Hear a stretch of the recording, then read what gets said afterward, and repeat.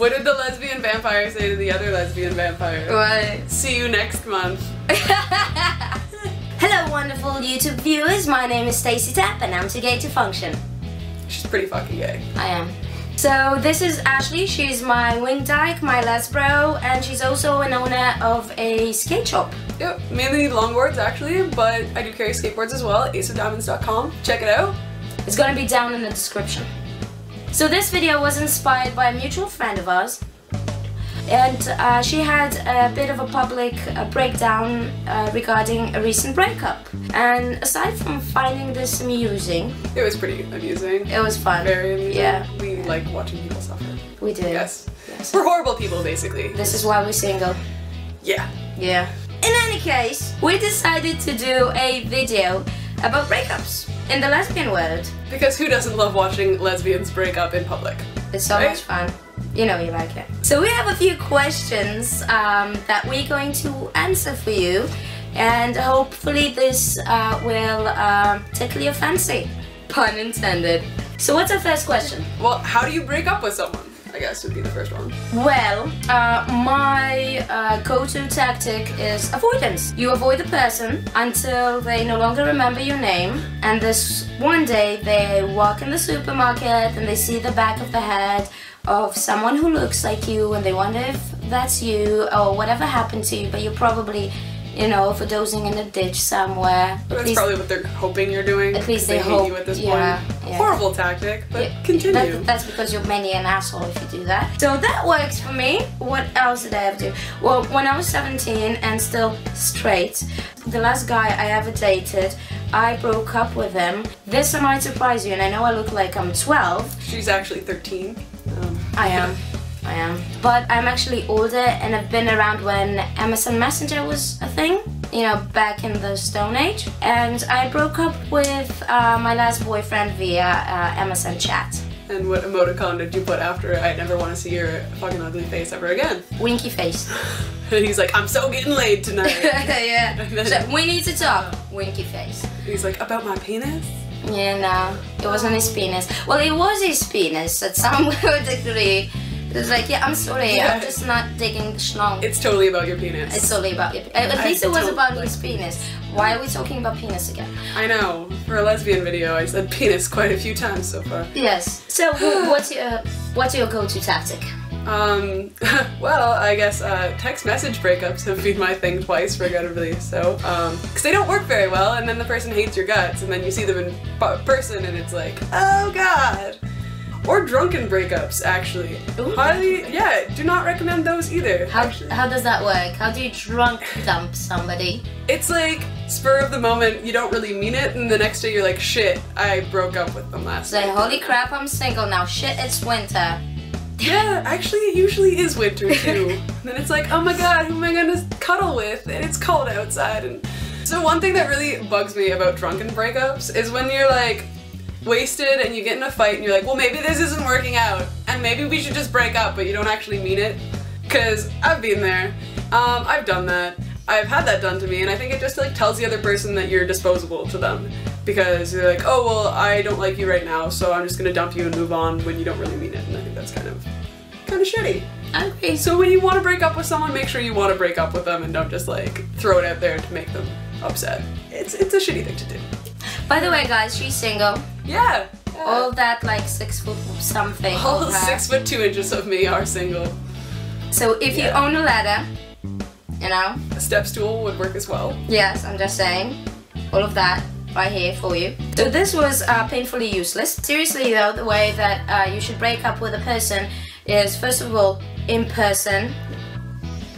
Yeah. Secondly, you should be always honest and truthful and direct and straightforward. Be strict without being mean or abrasive. Make sure that you get the point across that this is the end, as the movie title goes. And I think there's a movie, but no, never mind. I think there is. Okay. Yeah. Sure. So be as nice about it as possible. Yeah, I think honesty is definitely the best policy. You know, don't sugarcoat things. But don't rip them to pieces, because they're not going to be too happy after it anyway, but definitely be honest and to the point, I guess. Yeah, make sure that point gets across. That's the important part. What other questions do we have, love? Well, since we're experts on this topic, because all we end up ever being is single, We do. so how long do you have to wait to be friends with a person? Well, I guess until hell freezes over would be a very good option. Just saying. You should never be friends with your ex. It does not work. I don't totally agree with that. I have exes that I'm friends with. I mean, you're never going to be best friends with them, but I think... That's true. I mean, if you weren't a total dick, they shouldn't have much reason to hate you. But the problem is that if you're watching me, you probably are, so you shouldn't even try. Yeah, I guess you can't really be friends with your exes. I don't know. But if you're desperate enough to actually try, I would say that you should give it some time for yourself and the other person, because, well, the problem with women is that we harbor jealousy in many ways, and it's not always about romantic feelings. Sometimes you think that you're okay with your ex sleeping with somebody else, and you know about it, they're shagging other people, they're dating other people, and you're totally fine with it. But there's a vast difference between not being jealous and not having envy, because if it's happening in front of your face, it's totally different. And that might be not because you're still harboring feelings towards that person, but it might also be just because of your ego. And I'm not judging you, everybody has ego, and everybody sometimes falls victim to it. It's a natural thing. Just make sure that you let yourself enough time to be not over your feelings, but also over your ego. But, like, can you be friends with their friends? Well, it always depends on the relationship that you have with that person, because if you had an ugly breakup or the person still loves you, obviously they will not let their friends be your friend. There's that. True. So I have a question. How do you break up with somebody who just gave you an STD? Why am I supposed to know the answer to this one? You know it. So I have a question. How do you get rid of a stalker? Because lesbians tend to kind of stalk after a while a little bit. It's kind of an ongoing trend, at least in my life. I mean, like, who wouldn't want to stalk this, right? Okay. Yeah, I've never had a stalker ever. She didn't. Well, I actually did, and she was a lovely lady. She was just big on the booze, and she... It wasn't me. And it was actually surprisingly not on my her. pants. Yeah. I was gonna say not the booze. Oh. Surprisingly enough, that wasn't really her. I guess a restraining order is your best option, and that's literally the only advice I can give you on that one. Try talking to her, but if she seems a bit kinda, you know, unstable, then yeah, restraining order. And change your phone number and your address and probably your Visa card. And probably delete her off Facebook. Yeah. I guess that would have definitely helped. Because, you know. Because you stalk a lot of people. So I think this should be our last question because we've taken enough of your time and I'm running out of memory in here, not in there. So how do you get over a breakup? You should be a pro. Well, I don't know. Fuck a lot of bitches. No, I'm kidding. I mean, yeah, I've done that before. Get drunk, forget, and have a lot of sex with a lot of different people and forget that they ever existed. Am I right? Am I right? So the thing is that you can actually try that because it depends on the level of where you are in life, because it does work for some people. But the way that I would go by it, aside from this train wreck, I would give a lot of time for myself. I guess take a pottery class, because I had so many breakups that I wanted to take a pottery class, but I never took a pottery class, and it's just something I want to do. So if you're out there looking for somebody to date you for a while and break up with you, I'm your girl, because I really want that pottery class. Just saying. I haven't broken up with somebody in a while.